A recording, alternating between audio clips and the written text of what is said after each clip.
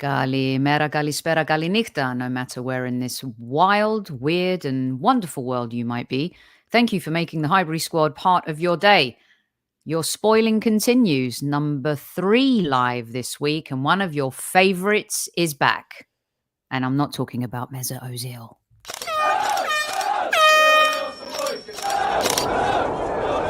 Mind the gap between the train and the platform.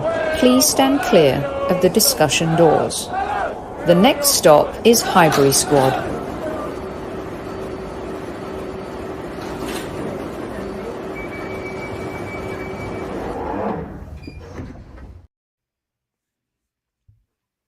We're back and we are here live.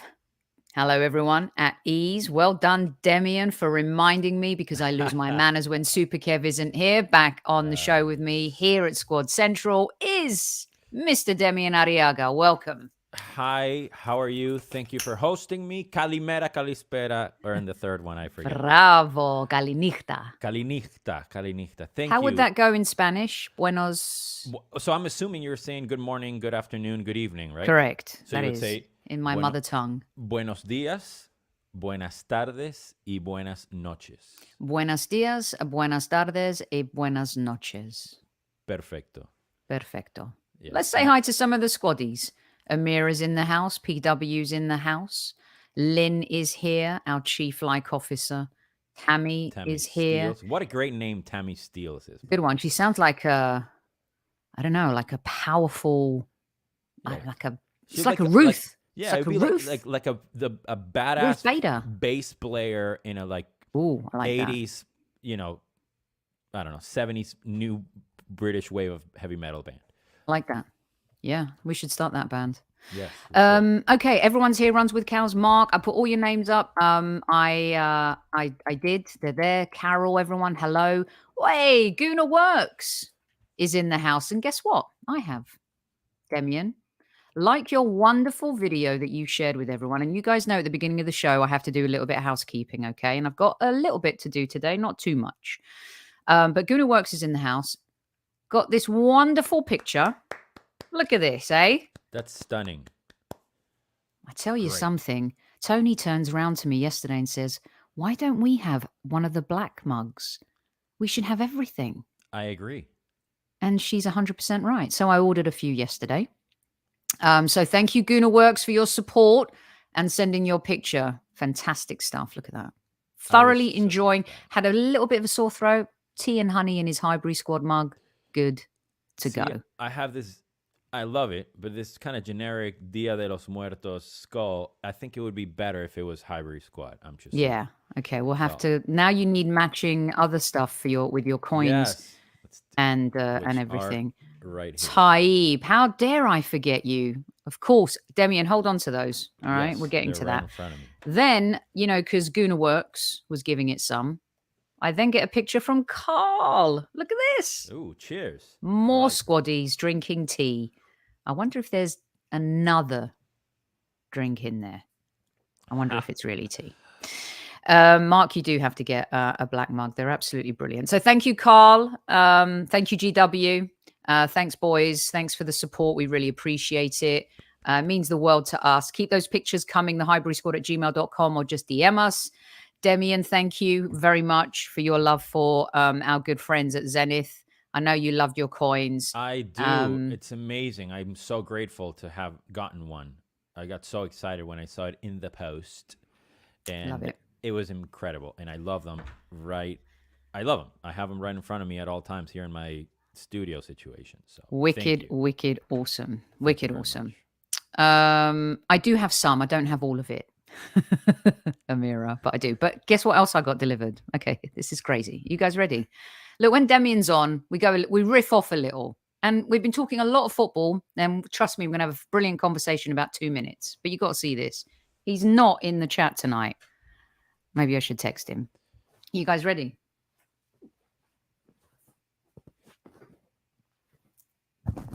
Wow. Is that a pillow? It's a pillow. Wow. all you need is too funny. Oh my God. It's a pillow. Yes. Of me and Tony, and it says all you need is love. Okay. Lovely. It's gigantic. I love it. It's from, who else would it be from? Who would send me a gigantic pillow? In fact, in chat as well, who that we know on this show would send me such a thing? I have a guess. And it starts with an M. And it ends with a bottle of vodka somewhere sometime. Or maybe that's how it begins. I don't know. Lynn says Kevin. Demsek says Mike. Ian says Newman. Mark says Super Kev. Matthew thinks it's so gigantic. Matthew also thinks it's Magic Mike. I'm assuming that you, Damian, think it's Magic Mike. I would bet money that it's Magic Mike for sure. Yes, you're all 100% correct. So when he found out that Tony wasn't well, he did, and I don't think he minds me sharing this, but he did this awesome thing where he said, I've got a love trilogy package coming your way. And the first one was like a box full of fluffy socks and tea and candles and all sorts of stuff.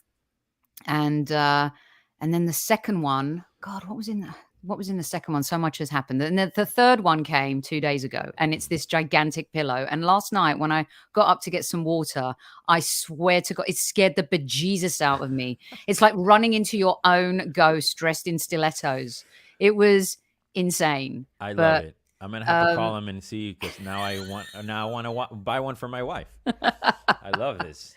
So great. Everyone, I have a feeling we're going to get a new merch item where you can put yourselves on the pillow when we win the Premier League. I love that.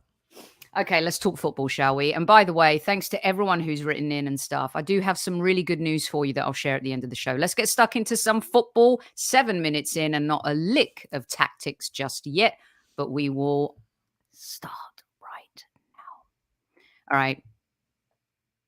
Here we go.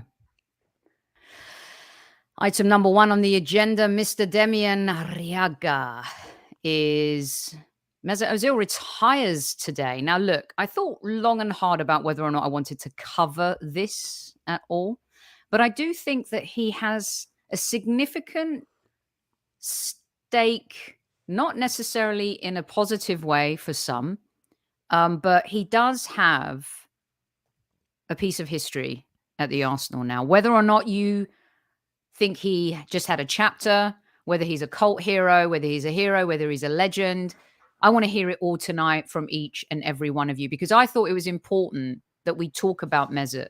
Because before Aubameyang, I think this was part of the demolishing of the old Arsenal in order to bring about the new Arsenal. So before I get stuck into that little bit, Damian, when you first heard that he had retired, did you feel, oh, wow, okay, I remember him? Or what was your initial reaction?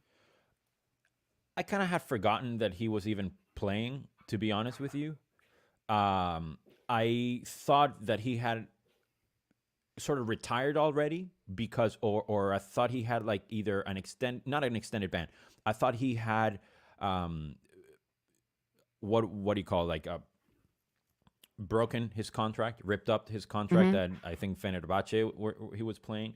So I assumed he was club-less. So this retirement is almost like a natural progression of, nobody signing him. But I would think that there would be teams in second division, maybe a team either in England or any other country in Europe would have loved to have him. I would assume that he still has some quality or something to bring to some team from a football perspective.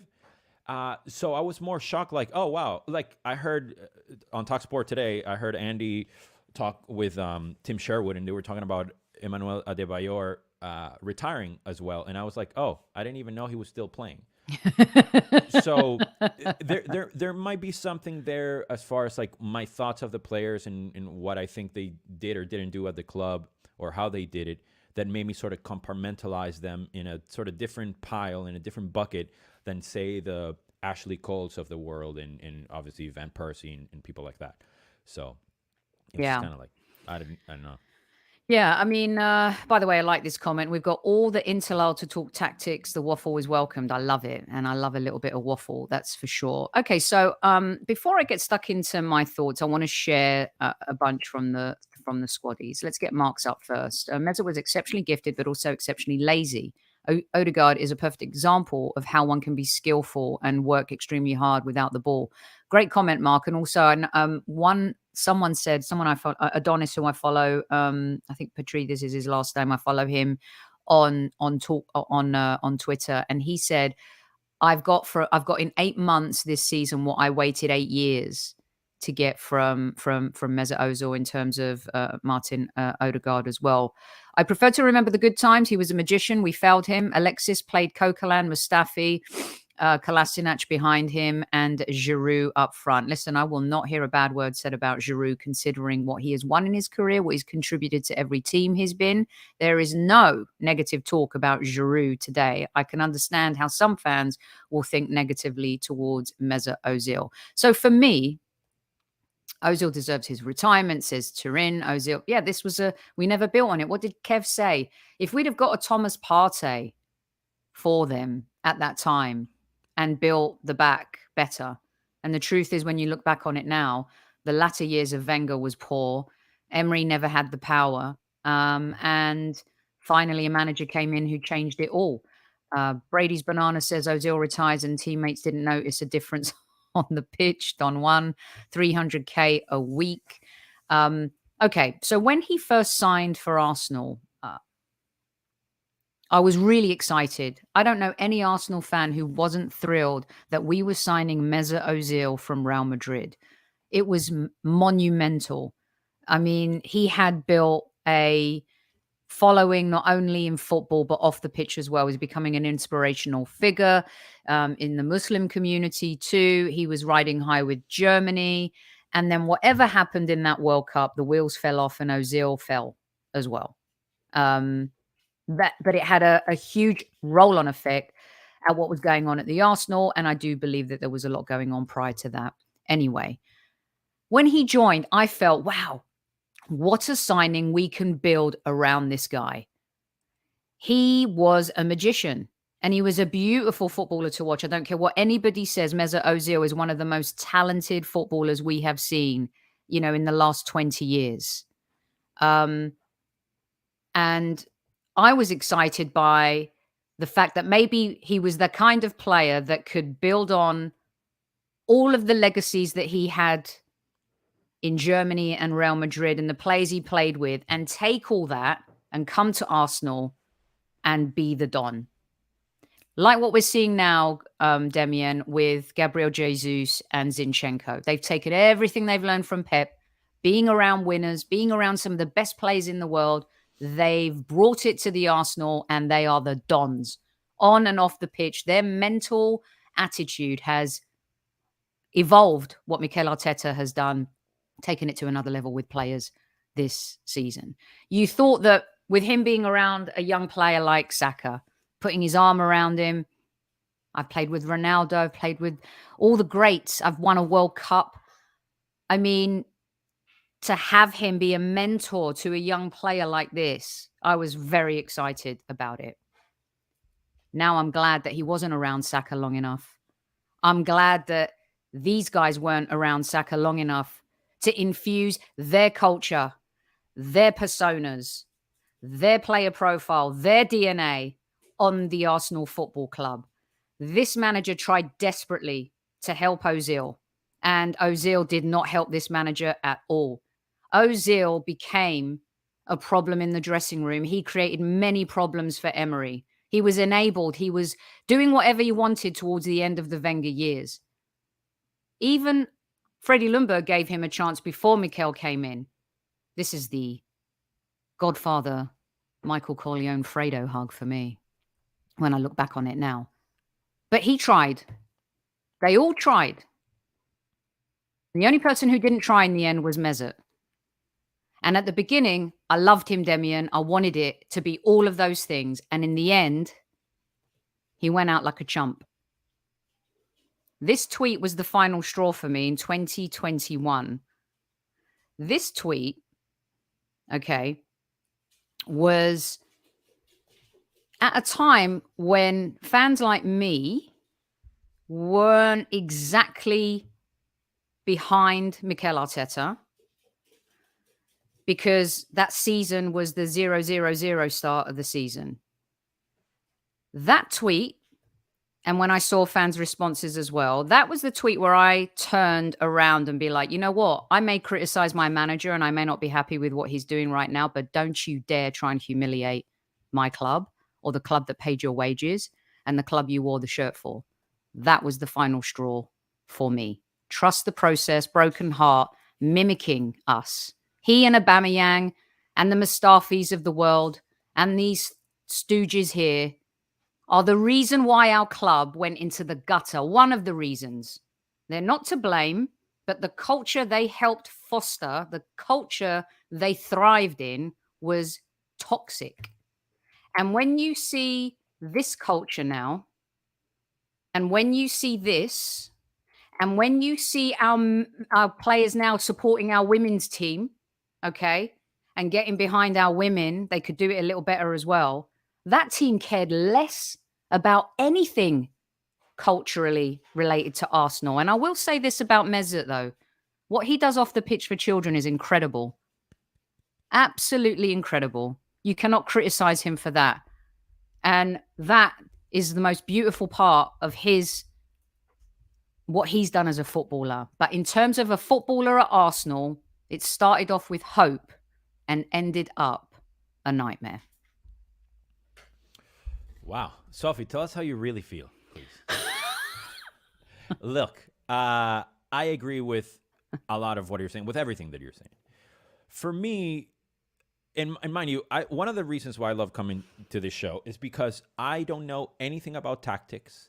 I'm basically like a symbol of a fan, somebody that loves the sport, and I'm allowed to be on this platform. Everything that I fell in love with regarding Arsenal stemmed from Dennis Bergkamp, basically. Or I started really becoming a fan with Dennis. It started with Ian, with Kevin, with David Rockcastle from videos I used to watch when I was a kid. So when Bergkamp retires, and we're yearning for this number 10 figure that you would think, regardless if he wore number 10 or not, that he would try to empower himself with that responsibility in the culture, to borrow the word you used towards the end of your argument. That's what I always had a problem with during the latter sort of Wenger years. Like, how do you not replace Patrick Vieira? How do you not replace Sol Campbell? How do you not replace the persona and the attitude of Kolo Touré? How do you not replace the drive of Lauren? How do you not replace the skill of an Ashley Cole? Like that type of thing. I felt that the gap between what Wenger was signing was so vast from what we had and players that he had developed or he had signed in the past. And that's when I started things becoming a problem for me. And I think Ozil was sort of the epitome of that. It's somebody that had a lot of ability for sure. And like you said, I have to give him props for everything he does off the pitch. It's amazing. Or how he has responded to racism and anti-Muslim chants and things like that when he has played. I respect that a lot. But, when you start reading about his back being hurt because he's playing video games, or him, twitching more than he's training and so on and so forth, that to me is disrespectful, not only to himself and his profession, even though I don't know facts of this, so I'm assuming that these things are true, maybe unrightfully.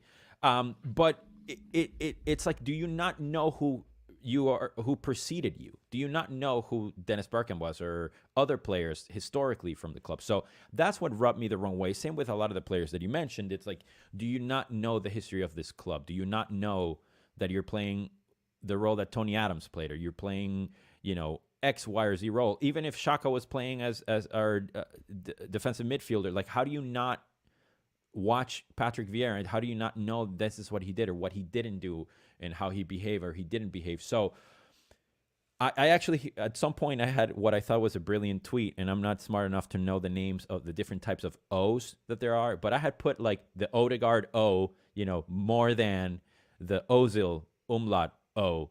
And I think I deleted it, and I can't find it, but I would have been so proud of that. I wish it would have gone viral.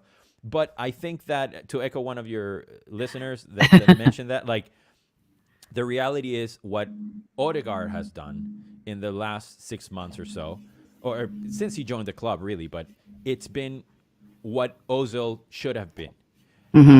And I'm just so happy that it's in the past, exactly what you're saying, and we can just move on. And the beautiful thing that I love is that we were so spoiled with Bergkamp and the Cazorlas of the world that anything below, like Ozil was, it can only go up from there. And now Martin is just like this outstanding figure. So I'm happy that it was what it was, that we survived, that we still won things, unlike many other clubs, and I'm ready for the future and the present. Yeah. I think also, when you see us doing the things that we're doing this season, and you're kind of reminded of where you've come from and where you're going, and hopefully where we're going is going to be even better than where we are right now. And you kind of look at this, it really reminds you how far we've come. And I'm not trying to diss these guys, but I'm just, the truth is the FA Cups were great, but in the Premier League, and in terms of the culture, it was awful. Abel, this is such a terrible take. I'm sorry. Arsenal destroyed Özil's career. Özil destroyed his own career. He was never too good for Arsenal. Arsenal certainly didn't do what they should have done, like Damian said. That had been since the dismantling of that Invincibles team. And yeah, I mean, we should have had a DM. We should have. By the way, how do you destroy somebody's career? By making them captain and paying him $300,000 a week and have him start every match? Like, you destroy a career. Maybe what Ancelotti is doing to Hazard, right? Where he's not playing, they don't even speak. Not that he's destroying his career. I think that's a little harsh. But yeah. I don't agree with that take either. I don't either. I just don't agree with it. Yeah, and this one from DJ, Ozil doesn't deserve that. He done good things for us and went bad in the end. The club went stale for bigger reasons than Ozil. No, a big player helps the club ride those waves, or behaves in a way where they lead by example, and he has led by example off the pitch in terms of utilizing his persona as a footballer to do great things for other people. That is undeniable. But in terms of kind of strong character, no one also really knows how that attack in London affected him mentally. Sure, absolutely, I agree with you 100%. And I don't think that, maybe because I'm on this show, I don't think that we are insulting him or criticizing him that much, or that that he doesn't. We're doing something that he doesn't deserve. I think we're just comparing. Right, what it was, what it could have been, more than a personal attack. I don't think, and of course he did good things. I loved him when he played for Arsenal. I didn't want him to lose any match when he played for Arsenal. I just thought personally, compared to a Dennis Bergkamp or a Santi Cazorla, he was just miles away. So, yeah. And I agree with Raul's take about us not building around him. If you see what he did at Madrid, obviously he had Ronaldo, but the players behind him, and then some. I mean, come on, of course, and with Germany too. So it's everybody's fault. That's the thing. It's like in music, right? When you're in a band, everybody assumes that it's like, it's the drummer's role is to keep the tempo, right? Which is like, you assume, okay, the number 10 is supposed to create blah blah blah. But if everybody else is not playing on tempo and on time, everybody needs to keep the tempo. Everybody needs to keep, everything has to work together. So if everybody knows that somebody, forget about Ozil, is making $300,000 a week and they're not doing what they're supposed to do and they're sulking and they're playing Twitch all day long, why would I give my all for this? Right. Compared to today, we all know that if Zinchenko is on the pitch, he's going to literally die for anybody, not only on the pitch, but in the bench and in the stands. Like, he's going to do it. And that didn't happen with Ozil. That didn't happen with any of the players that you would put on that picture with Mustafi and Kolasinac. So I don't think it's a matter necessarily of opinion for me. It's like a vibe that I get. And I didn't get any good vibes necessarily in any this guy loves Arsenal vibes. And mind you, it was the arc of where we were at. The Puma years, obviously the latter Wenger years, Emery, that whole situation. It was very strange for me. And he was just like another part of the situation more than the result of it or the cause of it. Exactly. They all put their arms around him. But unfortunately, he became part of that institutionalized Arsenal problem. You know, it's very difficult to change people, especially as they get older, and behaviors are very difficult to break as well. There was a comment here. Let's see. I just wanted to bring it back up from Andrew. What if Odegaard wins 0 medals at Arsenal? I think if he stays the same amount of years, wins 0 medals, you know, Ozil has a better legacy because he's won things. I say sports is about winning, so I can't be a hypocrite. But in terms of joy, if he continues playing the way he is, also, let's not think about that. Strike that. We're moving on. No, I mean, that's an interesting point. But it's like the winning of their players that have won, like I think Christian Carambeu has won like 5 Champions Leagues or something like that. And Bergkamp didn't win one, and you're telling me that Carambeu is a better player? Right. Come on. It's the same with, what's that guy, Robert Horry, who's won like 10 NBA titles here. Nuts amount. You know, but he's not better than LeBron James, who's won 4. You know what I mean? So, exactly. Yeah, I hear you. Let's see, there was an interesting one here from, get in on this one, everyone in chat and everyone in the YouTube comments. Jarman wants to know, please, who are the top 5 players of the Emirates era? Well, how about pick anyone from the starting 11 from the last 2 seasons? That's just safe. That's a safe. Yeah, I love that. I mean, there've been a few, you know. I mean, I wish it had ended differently with Robin van Persie. Cesc Fabregas. I love Van Persie. That's what I would say. Fabregas, Van Persie, Alexis Sanchez, Jack Wilshere, and Santi Cazorla, probably off the top of my head. Yeah, I mean, you know, we thought we were, you know, when you look at this now, you kind of feel like, wow, you know, you wanted this to be what we've become now. I mean, look at those 3. Their talent was ridiculous. And yeah, the club did fail the fans and some of the players there at the time. There's no doubt about that. But you're a professional footballer. Attitude is everything. And someone wrote, at least Mesut Özil didn't leave us for like Man United or a Premier League rival, Chelsea. That's a fantastic point, and I respect that point of view very much. All right, well, that's it. Let us know what you think on Mesut Özil and his legacy. Do you even think he has a legacy? Is he just a mere chapter? Is he a cult hero? You know, do the FA Cups raise that profile, winning the FA Cup? We have fans who love him, who have put stuff like this together. This courtesy of AFCX Man, at AFCX Man, if you'd like to go and check out his pictures. I mean, you know, charity shields, they don't mean anything to fans. They don't. It's nice that we beat Liverpool in the charity shield. But yeah, he didn't perform as much in the Premier League to get us there. The Ludogorets goal was beautiful. But again, you know, didn't really make his mark as much as we had hoped that he would. And in the end, it didn't end beautifully. But we wish him the very best, him and his family. May they enjoy retirement, and they've got plenty of moolah to do that. Damian, let's move on. What happened in Munich last night?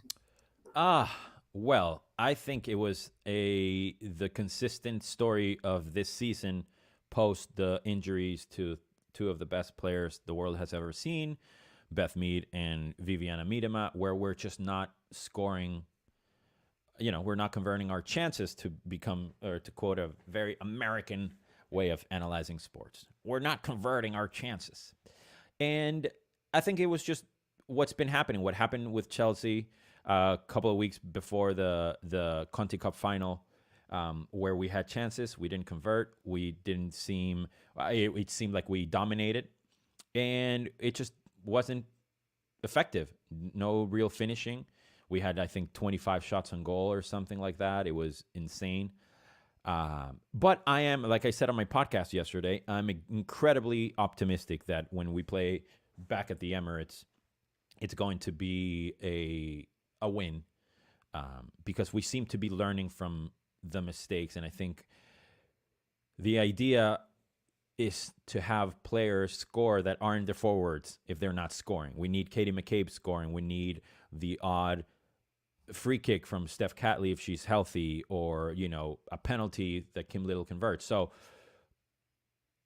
a lot of people were blaming the ref yesterday, and I know she didn't have the best game, but I am not one to blame the refs. I try to take accountability in what could have we done better. And actually, the two big contentious calls, there was a goal line clearance and a back pass and a penalty.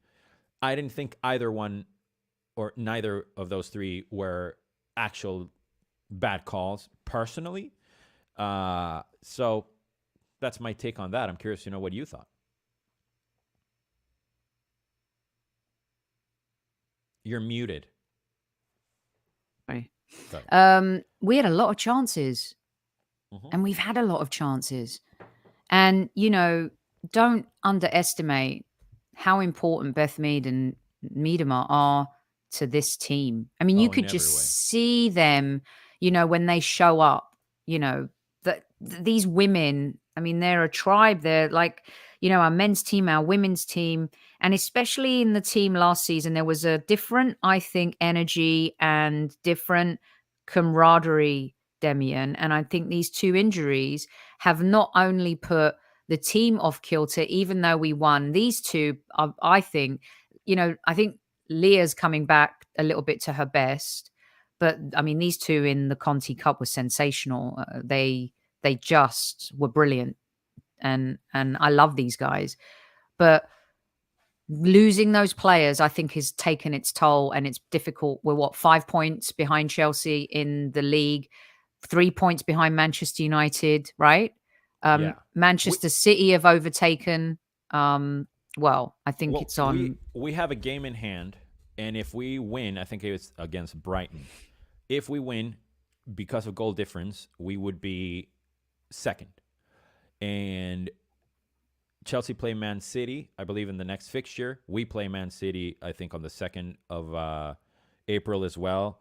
So a lot of things can happen. If there's a tie in that match, and maybe Chelsea loses points or drops points against Villa, who are a great team, maybe Jordan Nobbs comes back and helps Arsenal out, there's still a chance that we can win and we can make the Champions League. So even though a lot of it is doom and gloom, I have a feeling that we're going to be okay.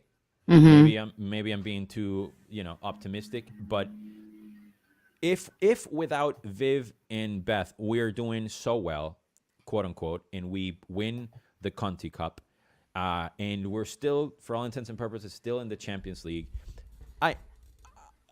all I have is hope, in theory, for the future. Even though, to kind of borrow one of your conversation threads that you have with Kevin often regarding impact subs, that is where I'm struggling a little bit with finding confidence. I feel that the gap, and I've spoken about this ad nauseum, the gap between starters and who replace them. And it's a great point. It's staggering, and I hate going on and on about Wubben Moy because I feel like such an a-hole because I always bring her up. But the difference between Rafa, Leah, and Wubben Moy is cosmic. The same with when Pelova comes in for anybody. I don't think that any opposition is scared when Victoria Pelova comes in. And we need that intimidation. We need like that moment. Oh my God, what's gonna happen? Oh my God, she's coming in. Like when Katie's on the bench and they come in, it's like, oh my God, Katie McCabe is coming in. So there's a little sort of like the process happening currently at Arsenal with Arsenal women with Jonas So that's where I'm a little hesitant, and I'm a little like not sold on a few things. But I do believe that we can turn this tie around, and I absolutely believe that we can still win the league. I do. I know it sounds crazy, but I definitely do. I hear what you're saying. Sorry about that, Pop. I hear what you're saying. Chelsea, I think once they're ahead in the league, it's almost impossible to catch them, isn't it? And I mean, look, Manchester United, they had a great transfer window, and you're seeing that, now. And I think that what they've done is exactly what you're talking about. I think Manchester United last season, their step was a bit more of that depth and better quality coming off the bench. Manchester City, who have been a little AWOL in the last couple of seasons, seem to be finding their feet a little bit again this season. It's tough, and we're going to see this continually evolve in women's football. Everyone's going to get better because there's room for improvement across the board. So you're going to see more challenging games. You're going to see much more competitiveness in the league. You're talking about now 4 teams. It's been a 2-horse race for how long, Damian? Right. Now you're talking about 4 teams who are challenging, which makes it even tougher for us. Absolutely. And I think the transfer window that you mentioned, I think that hurt us a little bit because we could have gotten somebody else to help out, and not necessarily to replace Stina in the long run. It could have been to plug in here and there, and that's what's missing, converting the chances. And as you know, Thierry Henry once said famously, in football, sometimes you got to score goals. Yeah. And that sometimes it's every match as much as we can, and that is what's happening. Damian, what do you think was the difference in the Conti Cup Final? Where did we find the extra edge to get to this celebratory moment, especially against a Chelsea team that has been completely and utterly dominant over the last few years under Emma Hayes, by the way, who got so salty. So this was the show Damian and I were going to do with Shaban, and unfortunately Shaban couldn't make it. Shaban will be on next Wednesday for a chat about women's football. She was so salty, talking about winning things like we've never won anything. I was going to call Vic Akers and get Vic to give her a call and say, hello, have you forgotten? What I love about, I love Emma Hayes, and we've spoken about it. We love to hate her. I love her. She's we hate to love her. Badass, and I cannot wait for her to manage a men's team, and just her press conferences. I'm just going to start making popcorn already. She won with Arsenal. I believe she won the quadruple with Arsenal as an assistant coach. So this idea that she's part of the fabric of this club, it's funny. It's really funny. I think the answer to your question is in the question itself.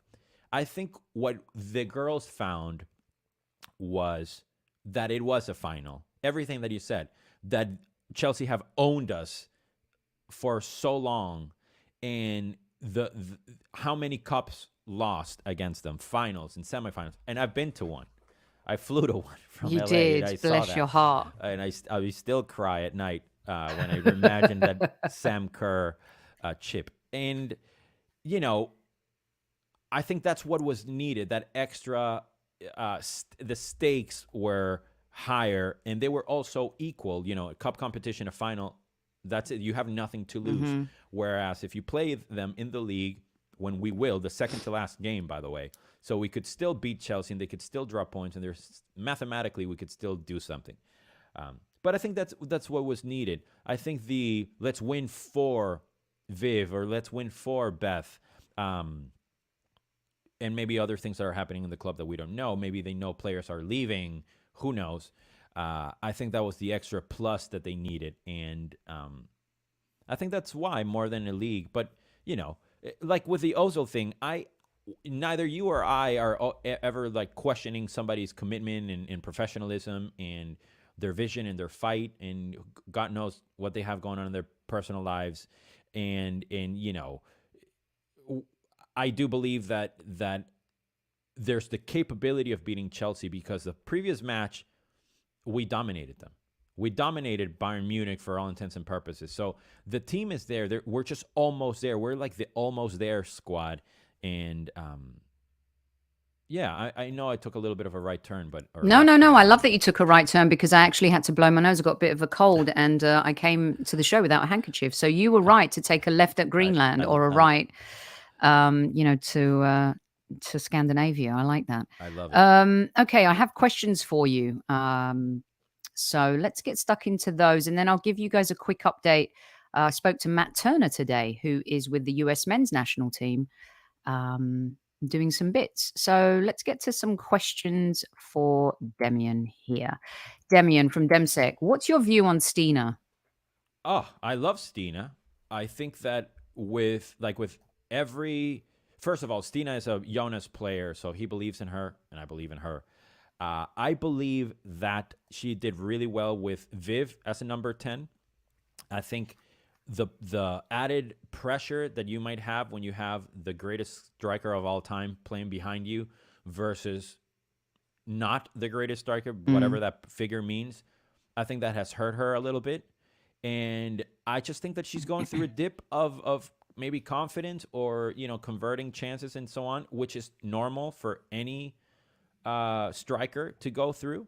And we've also been spoiled having Viv that converts every chance she gets. So I think she's just, quote unquote, a normal striker.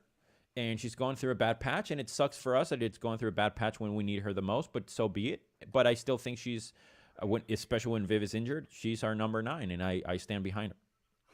All right. Let's get to this one from Guna Works. It's possible to win the league still, but with the gargantuan injuries that we've had this season, I think CL qualification would be a great accomplishment. I agree. All right, nice. Yeah, nice and short on that one. There wasn't a question there, so it's more of a statement. It's a statement, so I agree with the statement. Yeah. I mean, it's important that we get champion. We bang on about our men having to get back into the Champions League. For Arsenal, we've got to be in the Champions League. Yeah. Especially in the women's game. Agreed. Is that fair, Damian? Yeah, and I believe that we can get there. We have, like I said, a match against Man City, a match against Chelsea, and we have a game in hand, so I think we'll at least get that. Okay, let's get this one from here.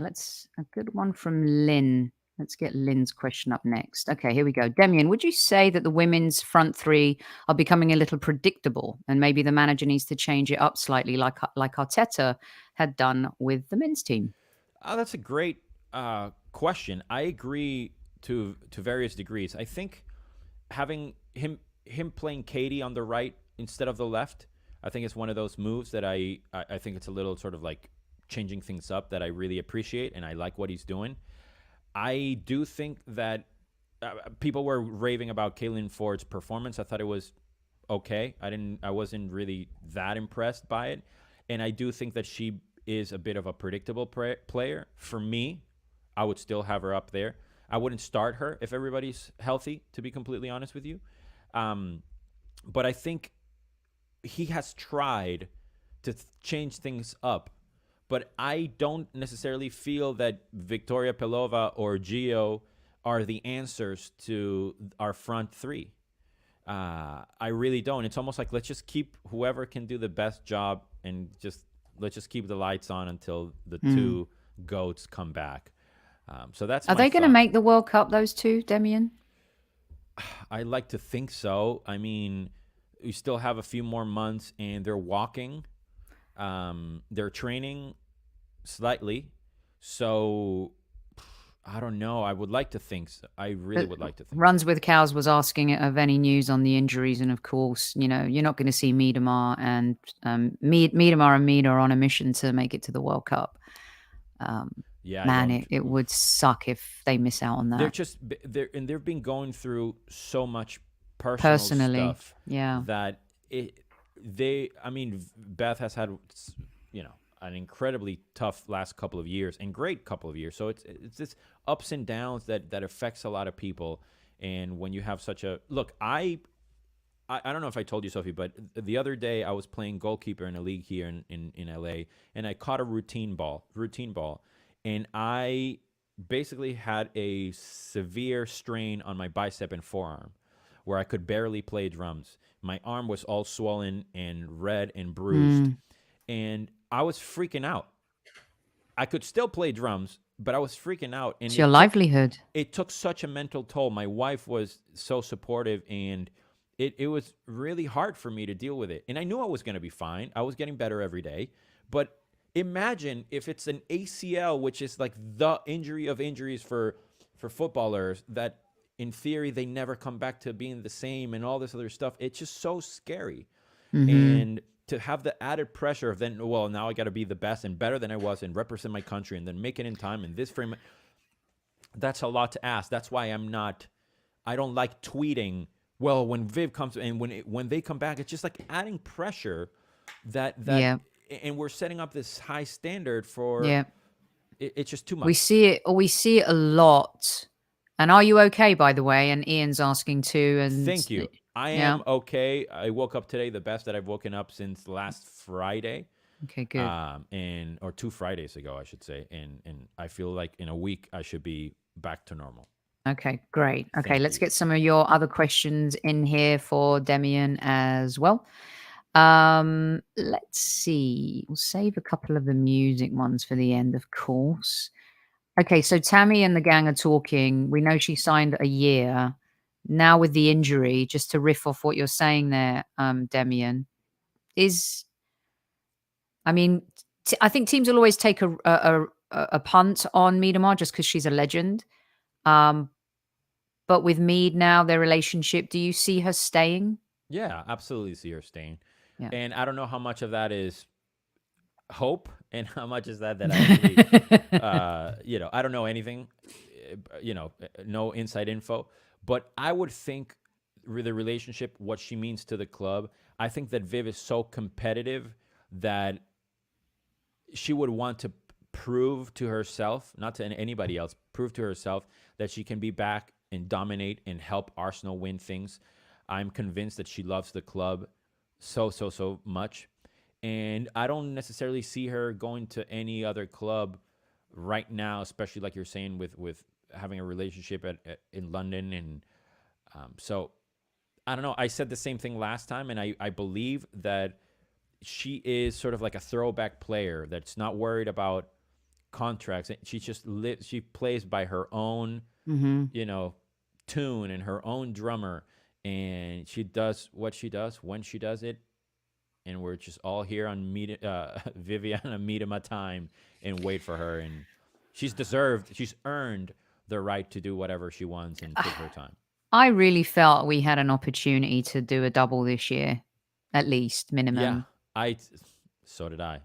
And we talked about it at the start of the season, didn't we? We kind of like, okay, fancy us, winning a couple trophies. And I think you even mentioned going invincible. Yes, I did. But I should just keep my mouth shut more often. No, I love how football makes fools of all of us. Oh my God, are you kidding me? I just cannot wait for Arsenal to win the title so I could self-own and talk about how I wanted Arteta out, how I wanted Freddie Ljungberg to continue, how I wanted Calvin Phillips to play instead of Xhaka. I cannot wait. I can't wait. I'm just going to do, like that pillow that you have, I'm just going to put my own tweets and just humiliate myself and prove that I know absolutely nothing about this sport. I know nothing.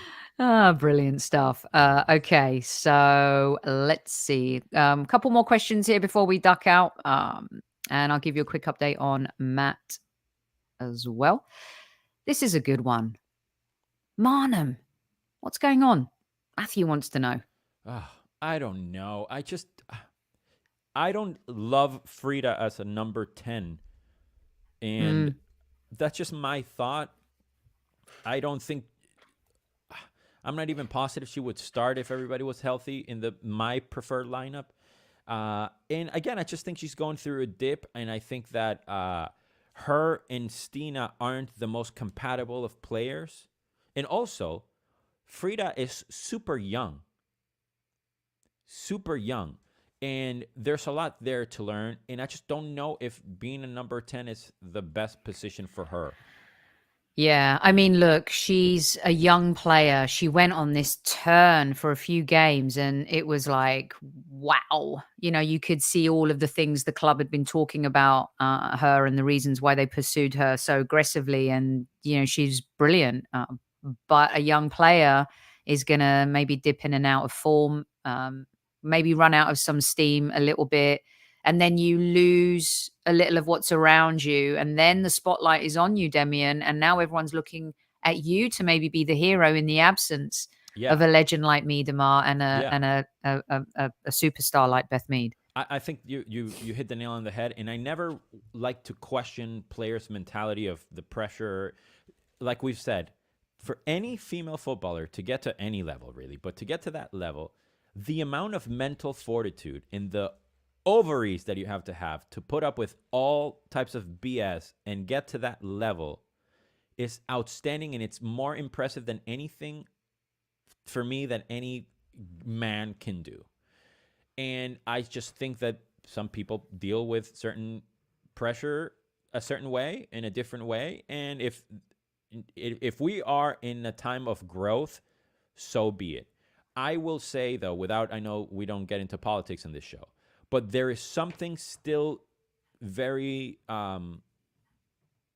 yucky for me about Chelsea, and there will be for a long, long, long time. So it's almost like whatever. They did what they did. They have had the money that they did. It came from where it came from, and it's like I'm still going to be fine. If this is a growth and they keep winning, and this is what we need to go through to become the Arsenal that is now under Arteta, but maybe under Jonas, I'm willing for that to be a thing for the next couple of years. So you mentioned Jonas, and R has an interesting comment here. Been undecided on Jonas since the start, but he's really turned me around recently. I've really enjoyed our style over the last few weeks, despite our injuries. Club let him down in the transfer window. Well, there was one player, superstar, that we went after, and I think Manchester United just put the kibosh on that, Damian.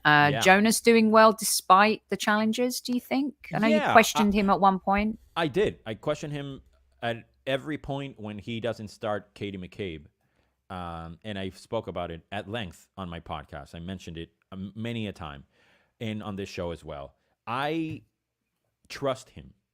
And I'm willing, because of what's happening with Arteta, I'm willing to trust the process. I'm willing to just shut my mouth and see what he does.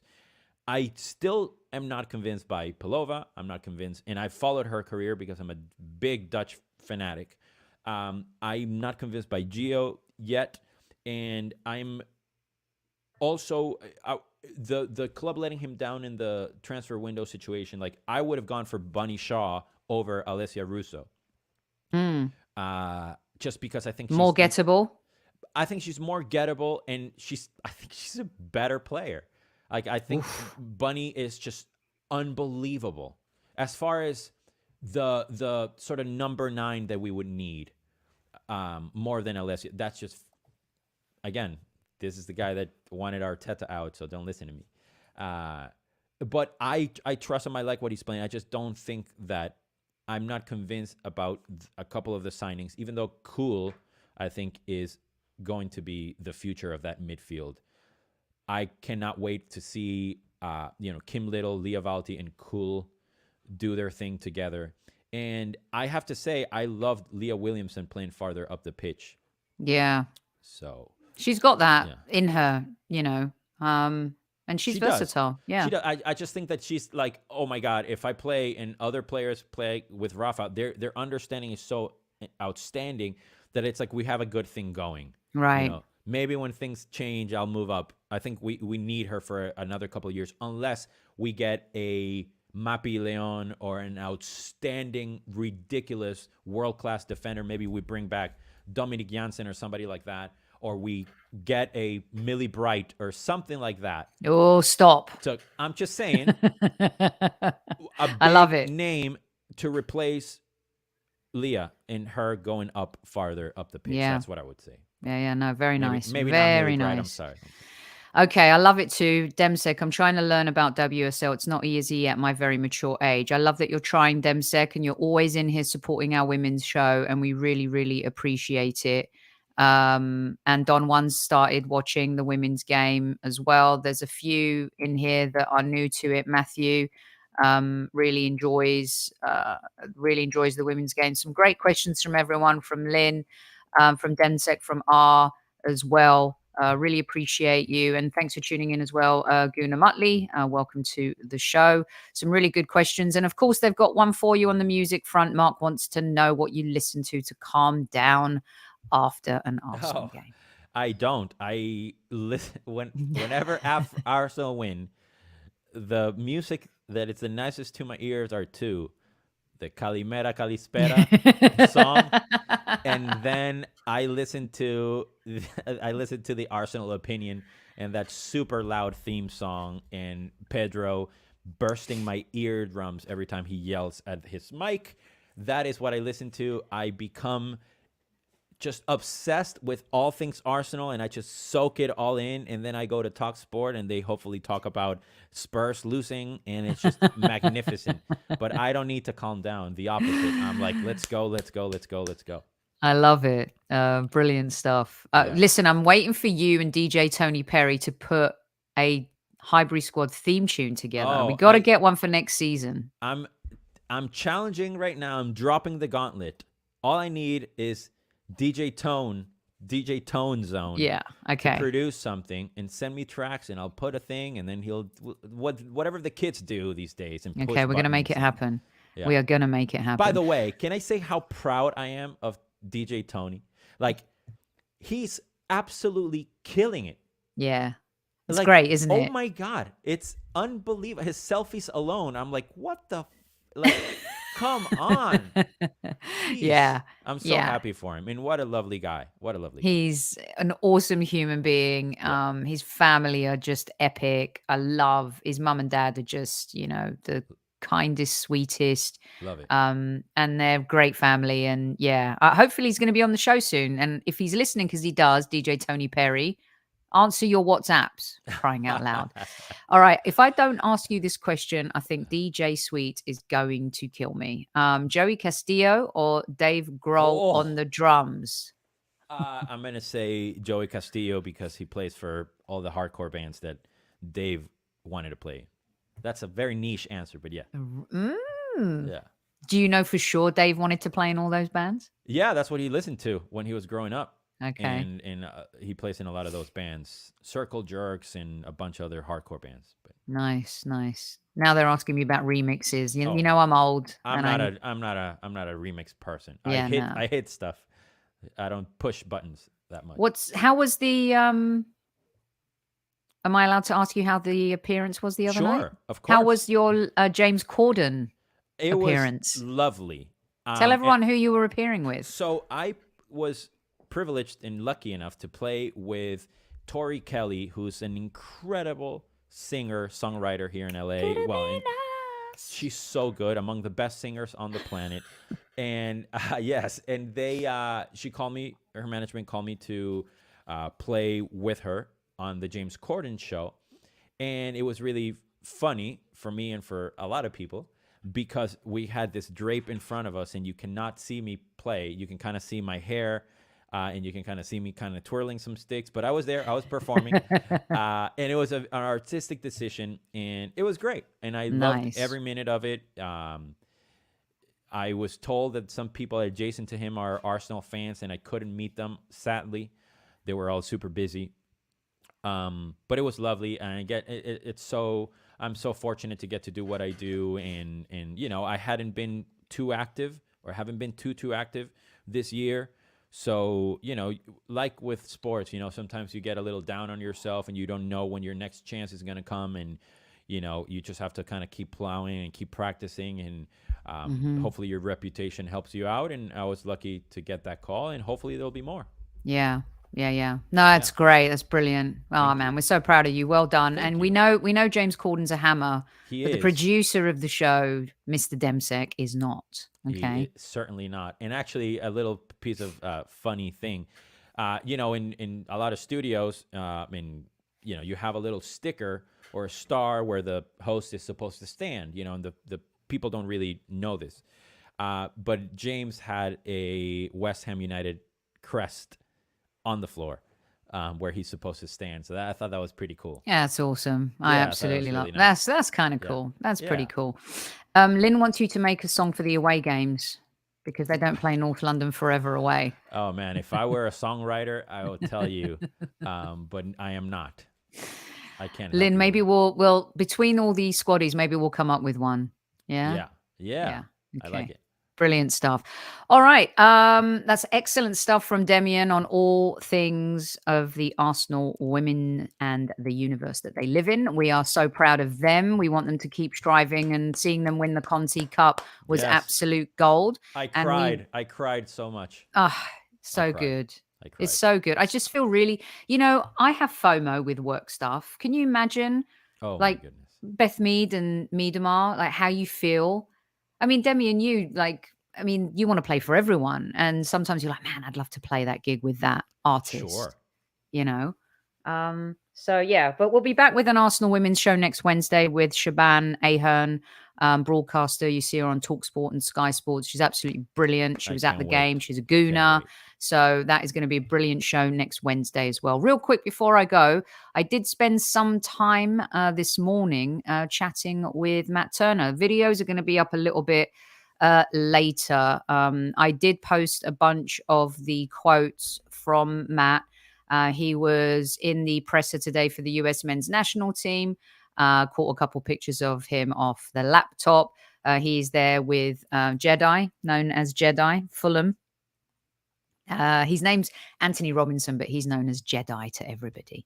And Matt was in good spirits. And I tell you something, let me tell you, Damian, this guy, his character, his personality, I don't care what you guys think of him as a goalkeeper. Okay. It's very important though. But what I want you to know of him as a goalkeeper is this. When a player talks to you and he's not in the starting 11, but a player talks to you and everything he's saying, you feel like not only is he in the starting 11, but he's a captain. And Matt Turner, when he was talking about, he was asked a lot of questions about Arsenal. He was asked about Mikel Arteta, and he talked so elite. And what I took from it, because some people kept coming back at me on Twitter saying, yeah, but he's not a great goalkeeper. Stop that. Strip that away and listen to what I'm saying to you. His insight and what he was saying about being involved at the Arsenal, how he would never have been the starter for the US men's national team in the World Cup if he hadn't have gone to Arsenal. The elite players that he's playing with. And he says, every day I play with better players. I've become a better player. I've become a better person.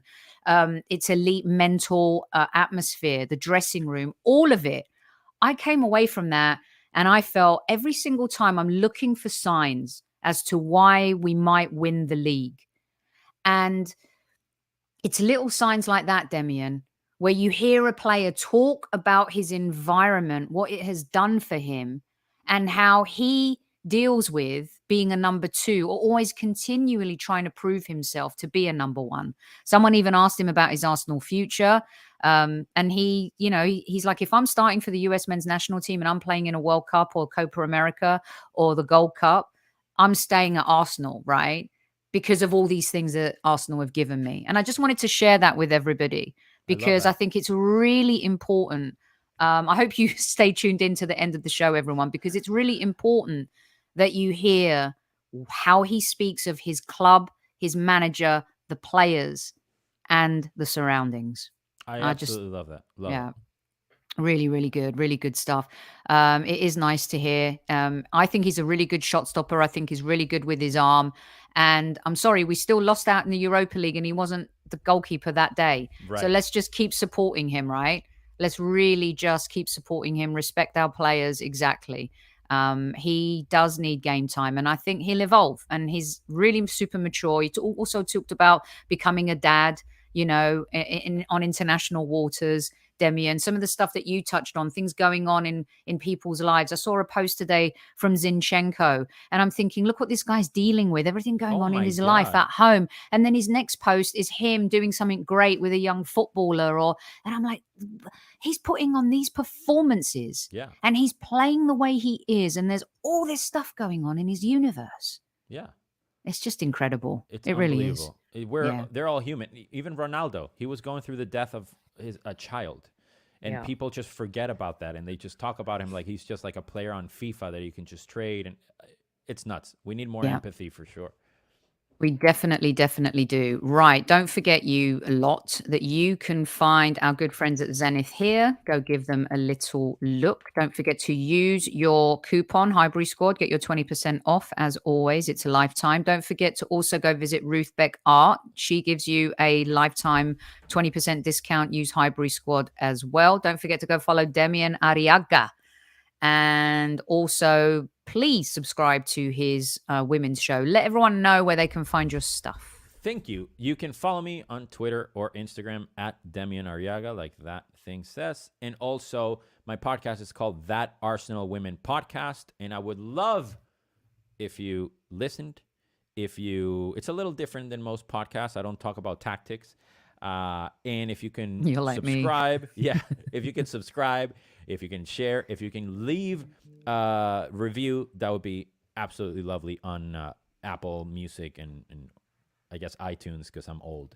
But yes, that's all you have to do. And more than anything, just follow the women's account, tweet at them, support them, follow the players, and just show support and do more for them than the men's squad do for them at the moment, please.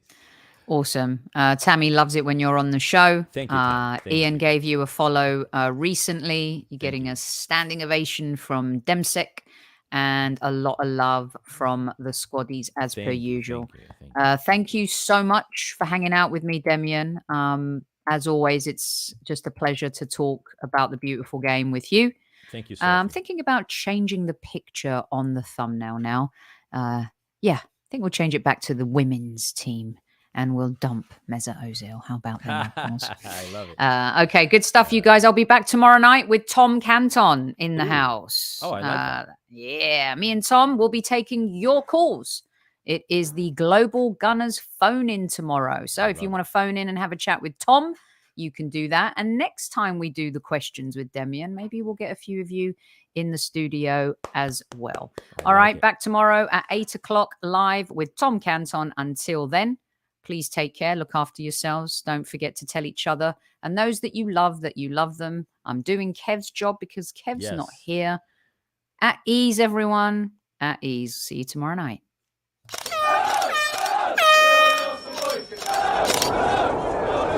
Mind the gap between the train and the platform. Please stand clear of the discussion doors. The next stop is Highbury Squad.